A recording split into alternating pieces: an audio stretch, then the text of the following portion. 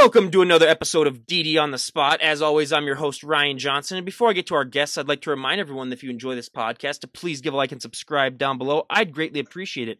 We have Stephanie Beaver on the podcast, coming to us all the way from Portland, Oregon, where we can tell the weather is a little bit better than it is for me in Minnesota. But, everyone knows that's been listening to this podcast for a while that I like to, moan and complain about my weather. But, hey, I live here. But she's here to share her health and fitness journey. And most importantly, she's our current guest. Stephanie, thank you so much for coming on. Yeah, thank you for having me. I'm really excited. Absolutely. Well, I always ask this question to start off, even though I hate to do it. What's the weather like today in Portland? 65 and sunny, shockingly. But don't move here, please. The real estate's too expensive already. Well, yeah. I've had friends that have tried to move out to the Seattle, Portland. He tried to move out to both of them, and he told me some horror stories about that. So it's tough out there. But yeah, at least they got decent weather. But hey, especially in this trying time that we're in. If anyone's listening, we're recording this, obviously in the throes of the pandemic. So there's not really that much you can really do out in the weather anyway, other than, go for runs and stuff. But before we depress everyone with our winter woes and the pandemic woes, why don't you give us your backstory on what really inspired and what motivated you to get in shape and how that led to where you're at right now? Yeah, so I am 29 and I've been lifting since I was 22, about 4 days after my 22nd birthday. I had just moved to upstate New York. I had transferred colleges. I didn't know anybody, and upstate New York is pretty rural. It's not like New York City, for those of you who are not familiar with the state of New York. They're very different things. So I was 100 pounds. I'm 5 foot, almost 6, and I was really frail. People used to call me Skeletor's daughter in school, which was really shitty. Can I say shitty? Absolutely. Yeah. Okay. You can say whatever you want. Yeah, absolutely.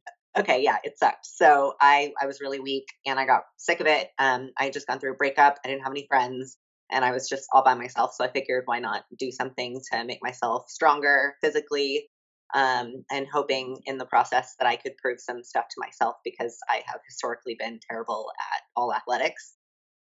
So stationary, picking things up and putting things down was a really great way for me to get in shape, I guess.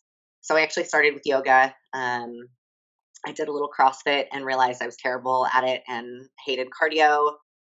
So then I transitioned into Olympic weightlifting, and I trained in Olympic weightlifting for about 2 or 3 years. Put on the start of what was at my heaviest about 50 pounds over the course of the last 7 years. And much of that was muscle. Much of it was probably just Oreos. And about 4 years ago, I moved to Portland. I met somebody who was a bodybuilder and who was like, well, you have a background in lifting, you should try to compete. And I had a couple of coaches at the time who wouldn't let me do bikini, even though I was the size for bikini. So I started doing figure.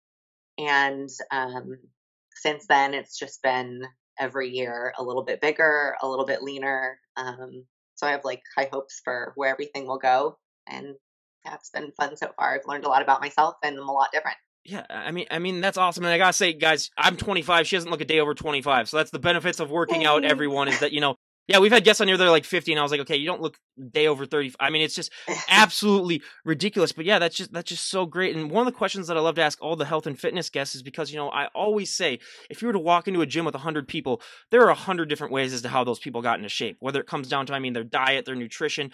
Like you said, you started out in yoga and CrossFit. I tried CrossFit for a week, but I'm 6'3", so CrossFit is not, that's not for someone of my size. That's just not, you're not going to have a fun time. So yeah, that was an interesting journey. But what was that experience like for you? Because I always say, if you were to go up to someone and say, hey, what'd you train for this body part? What works best for them 99% of the time isn't going to work for you. And what was that experience like, sort of figuring out what works best for you? I was really lucky. My first weightlifting coach at that strength training gym was very experienced in body work and helping people figure out what works best for them.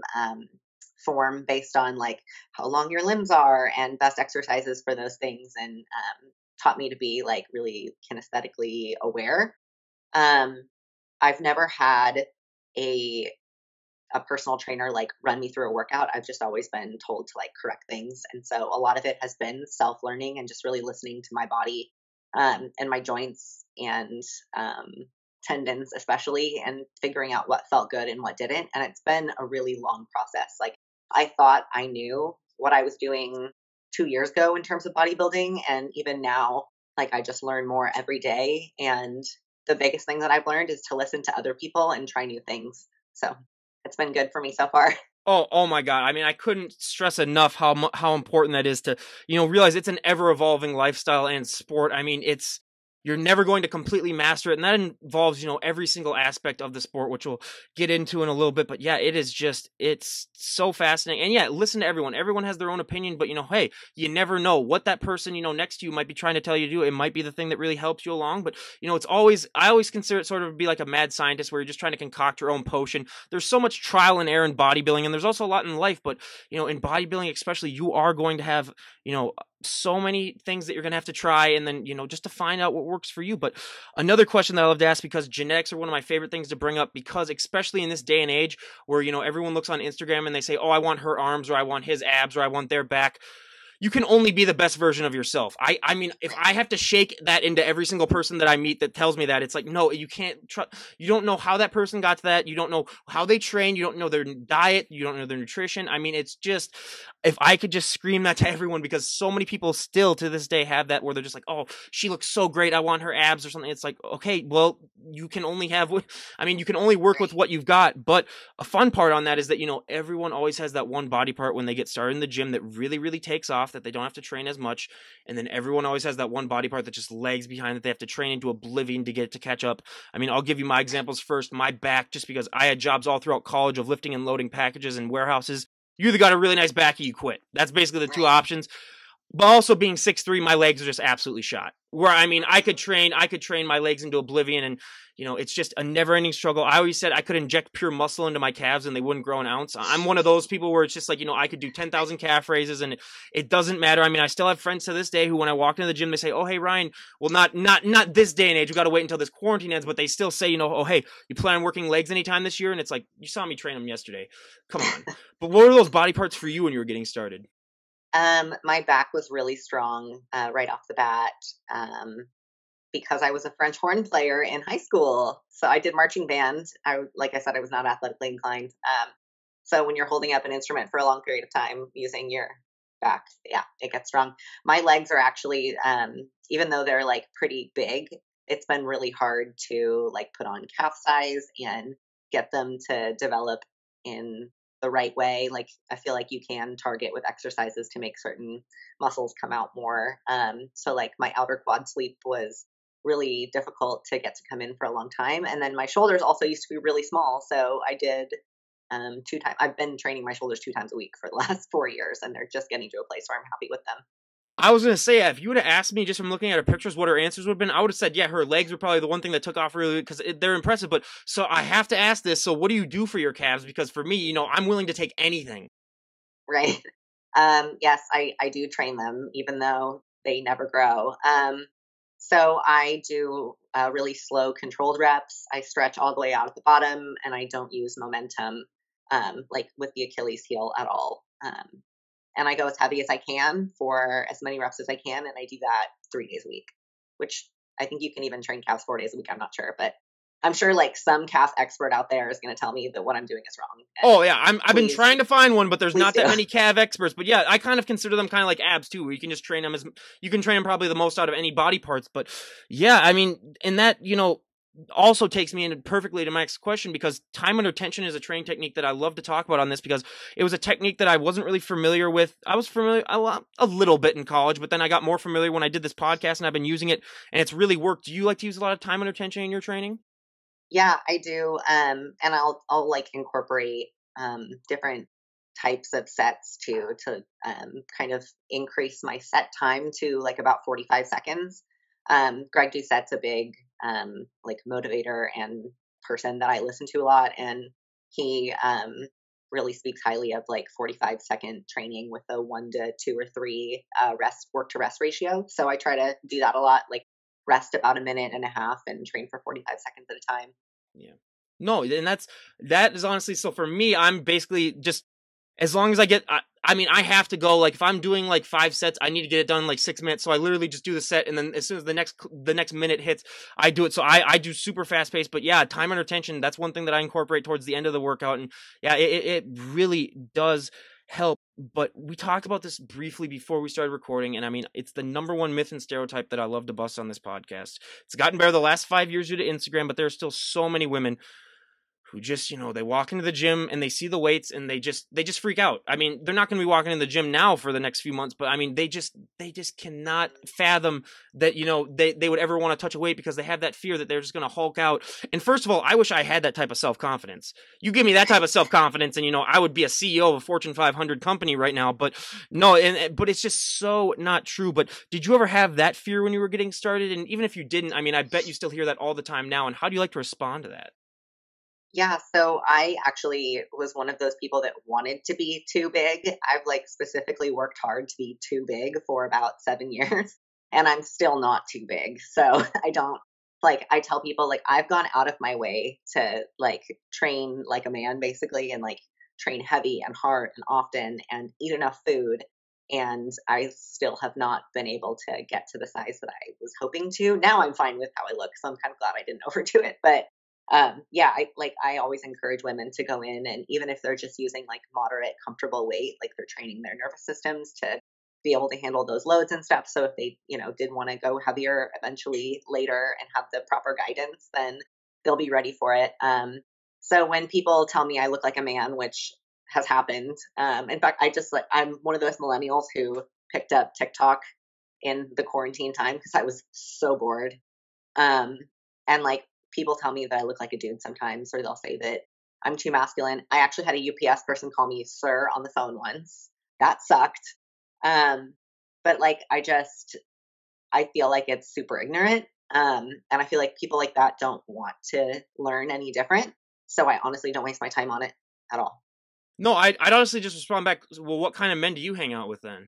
Yeah, exactly. Like I wouldn't be interested anyway if you thought that I was too manly. Like oh I yeah, might absolutely, have yeah. like a strong personality and look really strong, but like I'm still very feminine, and like in my relationships I, you know, embody that sort of personality anyway. And if they just took the time to get to know me, then they would know that, but they don't care. Absolutely, So. and that's why I wanted to have. That's why I like having, especially. I mean, I have male bodybuilders on, but female bodybuilders, I prefer having on because yeah, there is so much more of that social stigma, and just to prove you, hey, they're just normal people, just like everyone else. I mean, it's like they may have a lot more dedication than the average person does, but yeah, it is ridiculous, and the one positive that I can take from that though is that, like I've said, it has been getting better. I've heard, at least, because I've had bodybuilders on from like the 90s and 2000s, and they've had some really bad stories too. But it has been getting better. But yeah, I think there will always be, unfortunately, some of those outliers that just feel that they have to voice their opinion, even though it's not warranted at all, and even though it's stupid. But it's yeah. But that's I always hate that whenever I hear that. But hopefully it doesn't happen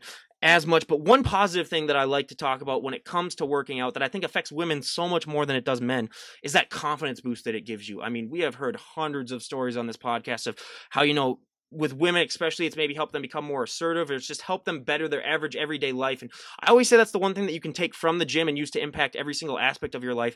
How have you used that confidence boost and impacted your life? To be honest, I wouldn't say that it's helped my interactions with other people as much as it has helped with like how I go about doing things in my daily life. So it's really helped me in my career actually to be a bodybuilder and to be good at lifting. Because I know that if I have the discipline and the work ethic to do these things that are really hard that most people can't do, then I can apply myself to something else. Like I work in tech now, and prior to this position, I had no software experience. Like I didn't know how to do any of that stuff, and now I work for like a great company that I never would have put myself out there and applied for if I hadn't just like taken the risk of failing for the potential success. And I think a lot of people are afraid to try bodybuilding because of the dieting aspect, and they expect themselves to fail at it, but I fail all the time. Like people fail constantly, and it's just a matter of keeping on trying and keeping going and repetition until you get better at it, like anything else. So, yeah, so it's definitely helped me in my career. It has helped me in my personal relationships with people I'm close to as well, and it's helped me develop a lot of female friendships with empowering women who are interested in the same things. So I would say all in all, it's made my view of the world like much more positive. Well, and I was going to say, the one thing with female bodybuilding that I find so interesting as a sport is that it is one of those rare sports where literally all the athletes care about each other. I mean, you see these posts on Instagram and their competitors where, they're like, oh my God, you look amazing. And, you see videos of people behind stage and they're all friendly and they're all, really genuine to each other. How important is that to you too, to have this community behind you that, you really can depend on and know that people really do have your back? Yeah, I mean it's everything to me. Like I won't compete if my friends aren't competing, but I also like don't necessarily have goals of going pro because genetics.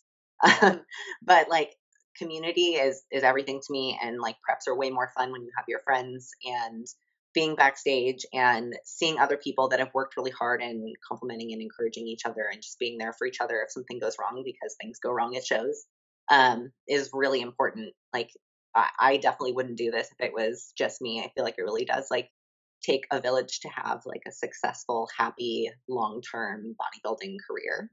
Yeah. And I mean, you were talking about your dieting, and what was probably the biggest struggle that you went through that first time that you went on you went on that prep and had to deal with that diet? I still remember I got my first diet in my email from my coach on the first day of my first prep, and I was in bed and I just cried for like 15 minutes because I didn't know how I was going to do it. Honestly, I had never done it before. I was a skinny kid growing up. I could eat whatever I wanted, and I did. Um, and so I think the initial, like, not just running to food as a source of comfort was the hardest thing for me to get over, because I was always an emotional eater, or like a bored eater or whatever. But just being mindful of the fact that like I was uncomfortable with something and that was the reason that I was going to food, and then choosing not to go to the food was like the hardest thing for me, but also the most valuable. And now I'm so much better at it. Well, and nutritional wise too, what would you say is probably the biggest nutritional change that you made when you started really taking things seriously? Because people don't realize that, I mean, that nutrition aspect, that's 85 to 90% of that journey and that transformation. Oh, absolutely. So like the amount of protein I intake is much higher than a normal person would. And so it's about like 1.2 to 1.5 grams per pound of body fat, which I think is pretty standard for most serious bodybuilders. Also, I didn't realize how much fat I was consuming.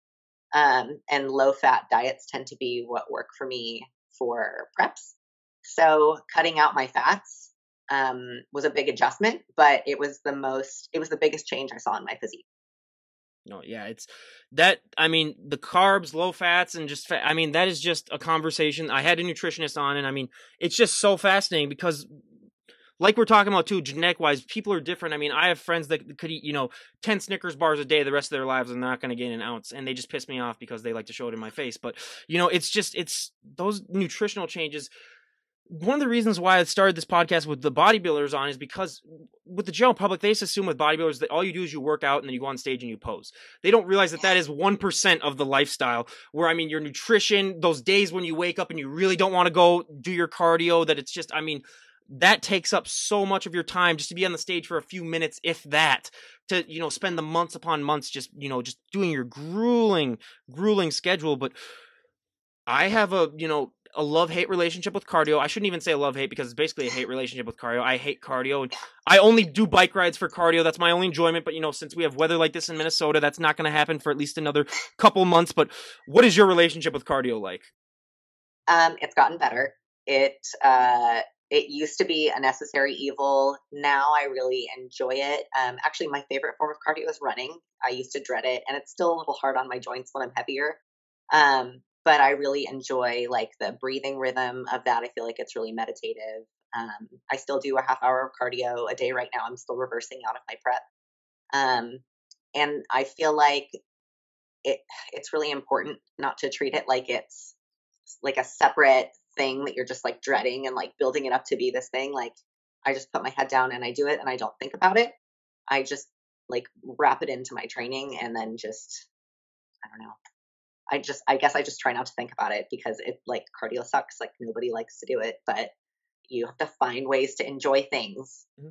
Well, the biggest problem I have is that I have problem, just keeping myself entertained on the treadmill. Like I could run for forever, but it's just like, so what do you do to keep your mind at ease? You just, just zone out like some people do, or do you do anything to help keep yourself motivated? Because yeah, after about 10 minutes on that treadmill, I'm like, God, this is so boring.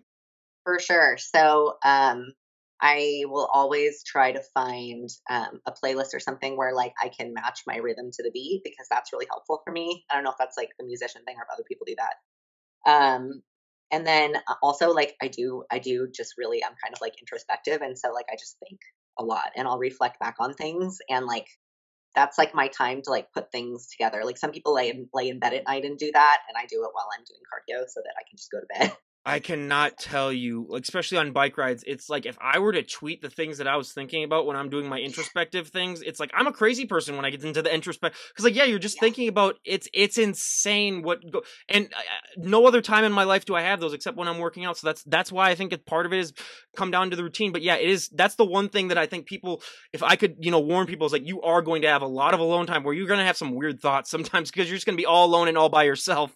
But yeah, totally. it's fascinating what you think of and what you can do. But yeah, I tried that playlist thing, but I unfortunately put a little Metallica on it, and that did not end well because I was dead sprinting like the whole time I was listening to like Master of Puppets, and I was like, okay, yeah, this playlist isn't going to work. But the one thing that I think was the most shocking for me when I started having bodybuilders on the podcast, and that I think is never talked about in public, but is the fact that for a lot of these competitors, posing is the hardest thing for them.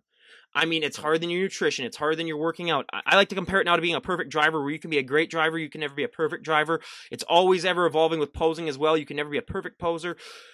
What was your experience with posing like? Non-existent. Obviously, I was not a model in any form.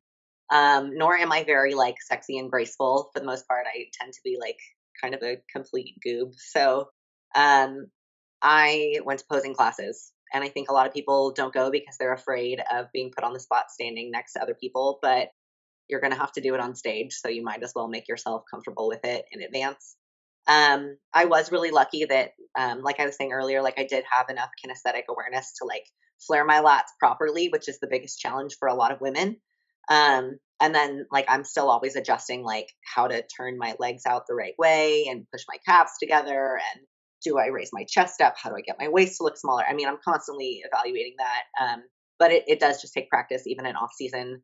Like if I'm 160 pounds, I'm not going to do it. But if I'm down enough where I can see some shape, then I'm posing and I'm holding. And the holding is the most important part. It's not just going through the motions of making sure that you're actually able to get yourself in properly. But if you can't hold that pose, and you're going to shake on stage and sweat. And if you're not presenting yourself well, then you're probably not going to win.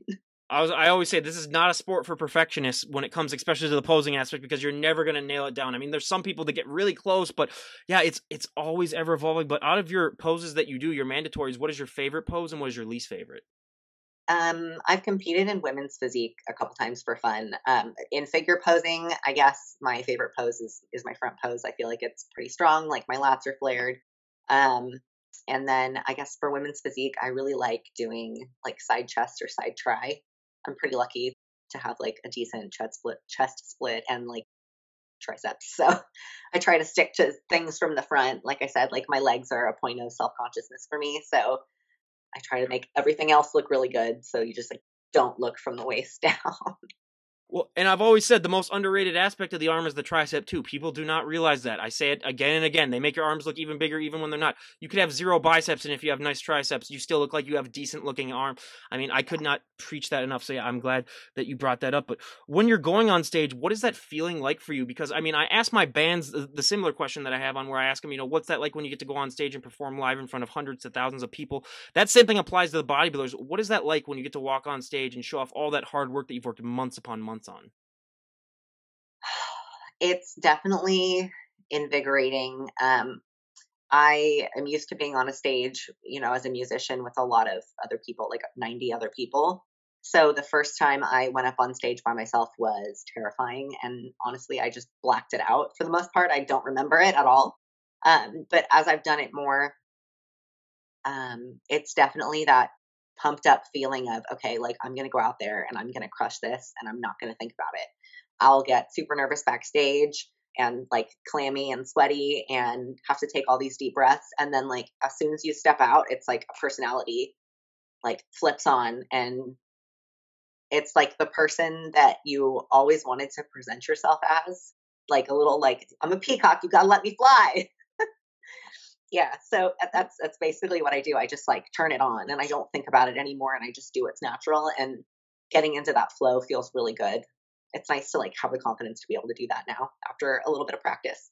Off topic, I love the reference. The other guys might be one of my favorite movies of all time. That and Step Brothers. I mean, you get either of those two on. I mean, I've been watching Yeah, them. I watched both of those during this quarantine, and yeah, I mean, that's the amount of quotes that those two movies have. I mean, our entire so household is good. basically just quoting that. So yeah, Yeah. it is just ridiculous. But going back to, I mean, like you said, you had that history being in a band. Do you think that that's really helped you with your breathing techniques? Because playing the French horn, I mean, you got to really have controlled breathing. Do you think that that's helped? Because a lot of things with posing is the breathing, and then a lot of with working out is the breathing too. Do you think that that background has sort of helped you when it comes to being better at those? Yeah, it's helped so much just knowing how to even do like proper breathing during sets in addition to posing, like when to breathe out, when to breathe in, when to hold. Um, but another thing is like with French horn playing, like um, you brace a lot from your stomach in order to support.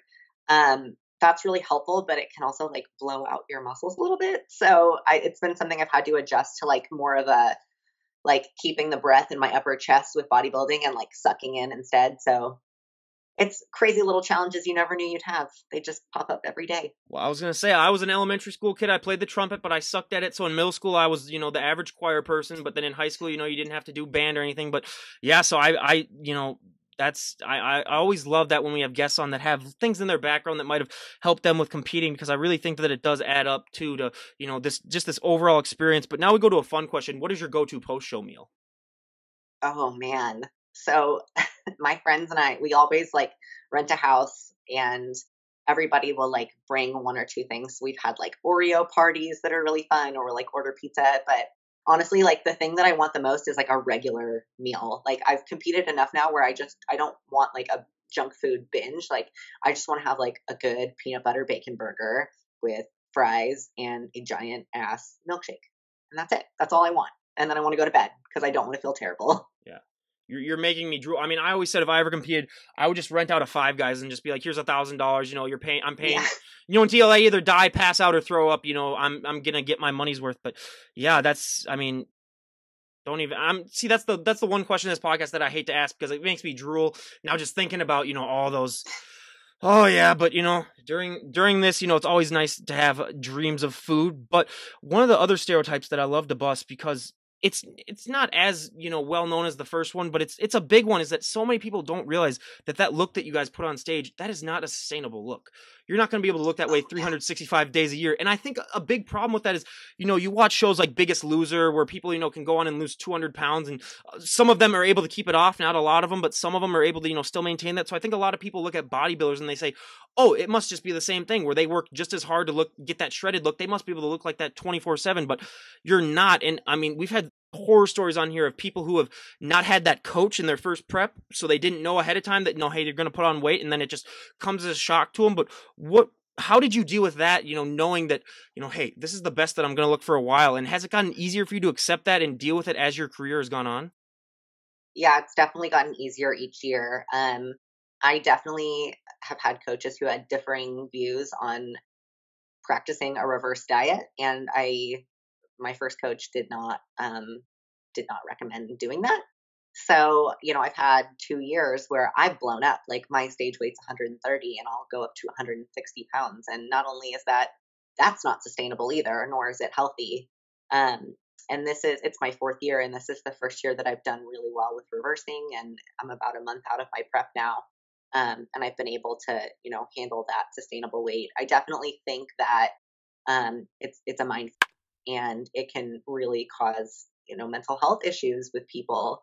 um, People expect you to be a certain way and your identity is really tied up in what you look like, and so being able to have that duality and like know that bodybuilding is not everything that you are, and have a long-term plan for success and a long-term goal of where you're going, so that you don't just stay in these short-term periods of, okay, get as lean as I can, okay, I'm not going to be able to eat for 6 months, so now I need to eat as much as I can.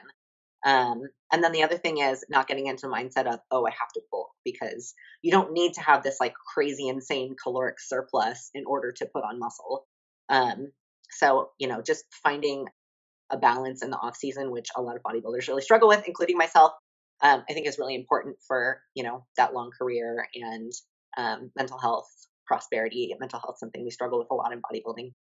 Yeah, thank you so much for bringing that up because yeah, that is not talked about where so many people and I always said like if you need to have your mind straight before you start competing because if you already have problems to begin with, I mean, they're just going to be so exacerbated by this lifestyle. And I mean, take it from me. I mean, I used to be the guy in my early 20s, like 4 years ago where if I knew that there was a pool party, I'd have to do like a 2-hour ab workout before I went to that party just because, it's like make sure that they see all 6 of them. I don't want to be having like a 4-pack or whatever, but so yeah, I totally get that where your mind just you place your value on the way that you look. And that's, first of all, that's a super unhealthy thing to do because you're not going to look 100% all the time. And you rarely are going to ever look 100%. So that is one thing that, yeah, I love that you brought that up. And for anyone out there, I mean, just realize, yeah, that you are worth so much more than your looks.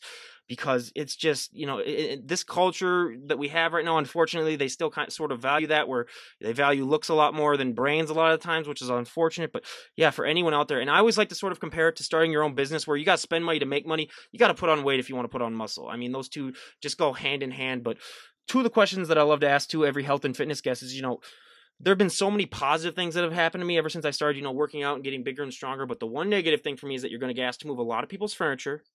You're going to get asked to open a lot of pickle jars or bottled water or anything that's sealed on tight. You're the go-to strength person. I'm still at home with my parents because during the pandemic, I just came back and me and my 2 brothers are back here, waiting it out. But I mean, every time they come in with groceries, I basically have to lift the car into the driveway and carry them in for them. Has that been a similar experience with you among maybe like your family or friends where they just take one look at you and they just assume that you can do favors for them? Yeah, I would say so. I think being a girl, I get a little bit of a pass because there's always a guy who's stronger who can do it. But like my running joke with people is just that like this is all purely aesthetic and completely useless. Don't ask me to do anything. I'm not strong. I mean, to that same like effect, like I've moved myself out of apartments, like just me, like moving furniture. So I probably could do it if I had to, but I just really don't want to. See, that's the one thing with women. There are a lot of things that come along with becoming a female bodybuilder, or just being in really great shape as a female. But I think the one positive that we can take out of it is that yes, you do get asked to move less. You can get away with that a little bit more. But yeah, being 6'3", I mean, I always say it's a double-edged sword where I could have zero muscle at all, and they just be like, "Oh, tall guy, come and help us move." So I mean, yeah, that's why I love asking that question. But my favorite question to ask because I mean, for the male bodybuilders I've had on, their clothing options can be very limited as well. But for female bodybuilders, your clothing options are we get that reaction every single time. I mean, they are extremely limited where I say, just I mean, it's just so fascinating that the options that you have are so restricted, and the fact that you basically have to have 2 wardrobes, your off-season wardrobe and your prep wardrobe. Would have been some ways that you have sort of found maybe a way to balance the fact that your clothing options are severely limited. Yeah, so I own like 2 pairs of real pants, and about 20 pairs of leggings. What else? Like I generally like try to stay for like clothes that are stretchy. Um, what else? Like dresses are really helpful. And oh my gosh, they're also feminine because I'm still a woman, even though I lift weights. Just kidding. But yeah, so like dresses, stretchy clothes. I tend to stick to specific brands. And I get like referrals to brands from my friends because all of us have the same problems. So yeah, but also like never wearing real pants ever. Oh yeah, I mean jeans. I always say that's the one thing where it's like good luck with that. And if you find them, I mean, Freddie jeans are one thing that our guests from the UK talk about, but I think they're only made in the UK. But yeah, there are just so many things that go along with that. But also, I mean, being the fact that, like you said, you are not the average looking woman. I always say whenever you walk out in public, like if you were to walk out in public dressed the way you are right now, you're sort of like a mini celebrity where, I mean, you just get people's attention just because I think it's human nature when they see something that's not in the normal in their opinion that they know they're just fascinated by it. What has that been like for you, sort of dealing with that? Because I mean, for me, I look good enough as it is, but being a guy, it's less expected of. So I mean, it's like I might get stares just because people are like, oh wow, he looks great, but then I don't get any negative, or I don't get any stares like, oh, that's weird. But what has that been like for you adjusting to that? It's hard for me. I think it's kind of weird because I think as bodybuilders, like we want to look a little bit different, but then also I'm like a little bit shy, even though most people who know me probably wouldn't think that. And I don't really do well with a lot of attention. And so when people ask me about things, I just sort of like retreat into my shell. Like I've been asked if I'm a UFC fighter several times, which I don't know what about that makes me look like a UFC fighter, but it's fine. If that means people like don't me, then I'm cool with it. So whatever. I have noticed, especially that people treat you like way different depending on whether you're in competition prep or like I've been fat before. And so that's been really weird, even just like, I think it changes your worldview when you see how different people treat you based on how you look. Um, and it has also made me like always very aware of when people are looking at me, and I never know why. In my head, like I don't know if it's because like they think I look bad, or like if they're looking because like they find me attractive or they never want to look like me. And then like finally within the last year I realized that it doesn't matter. Um and so I think that, being able to learn that confidence a little bit and just like handle things like with grace now, or like kindly when people, say something to you or like look at you, just like not making any assumptions has been like the biggest change for me in handling how that happens. Yeah, Or I when mean, it you can't happens, what I do. exactly like we're talking about. I mean, like you can't control what other people are going to think and say. So it's just, just go with the flow. But I mean, we are talking in the middle of the coronavirus pandemic. I mean, our lockdown here is May 4th, I think but they're going to extend it. I mean, there's no way that they don't. It's just, I mean, my job, I'm on furlough where, I'll be back as soon as this is over, but they have no idea how long it's going to take. But one thing that isn't asked, I don't think too much about people. I mean, we'll talk about, how you've, still gotten workouts and stuff, but it's how mentally people are doing, because let's face it, we're not meant as a species to be locked up in our houses for 24 hours a day for such a long period of time. How have you adjusted to this mentally? Yeah, so I think that I was uniquely positioned for this because I was in contest prep already. So my life was pretty solitary. Like I don't have a boyfriend. I live by myself. It's just me and my dog. And so I was already like handling everything by myself. And just like the only difference is that I like don't go to a gym now. But I still structure my time the exact same way. And I know that like tips that people have had for quarantine include structuring your day and like getting up and getting ready. And so I get up and put my leggings on every morning, and I'm still working, thankfully. So I'm busy for about 9 or 10 hours a day. And then, um, like with home workouts, I have enough stuff to where I can just train like an Instagram fit chick. And that's going to have to be okay right now. Like lots of bands, lots of high reps. I have a kettlebell and like a couple pairs of dumbbells. And um, yeah, I didn't realize like how well I would do by myself and isolated, um, because I used to be somebody who was very afraid of being alone. And so that was, partially why I tried to get involved in the bodybuilding community. But now that I've, done a few preps and been successful and spent this time by myself working on myself, I've actually been doing okay during the pandemic. And I just try to like be there for my friends and anyone else who's kind of struggling because of that. Yeah, I mean, I'm a weird combination where, like, if you get me in front of people, I'm the most extrovert person you'll ever meet. But when I'm home by myself, I'm a huge introvert. So I've been enjoying this a little bit. But yeah, it's gotten to the point now where it's after a month and you're just like, oh my god, just stop. I mean, I'll go out on drives and stuff like that with the windows up and stuff just to get, excuse me, just to get out of the house. But yeah, it's definitely something that a lot of people have to deal with, and we wish everyone best of luck. And honestly, yeah, wear your mask, stay within 6 feet of people. I've seen too many idiots at parks, that apparently that doesn't exist for them, where they just don't get it. But hey, I think that might just be natural selection weeding out some people. But hey, well, who knows? But I mean, I always got to mention this because I did a poll right before New Year's of what is one body part that everyone wants to work on and focus on the most, and then the answers were between arms, abs, back, and legs, and arms won by like 10%. So I always ask Oh, every one of my guests, what do you do for arms? What do you train? How do you train your okay, arms? well, this is my arm. Oh Woo! God. um, what do I do for arms? I did what's it called? FST7 a little bit for a little while. Like that really worked. I found that that was really effective for me. Um, I also train in the high rep ranges.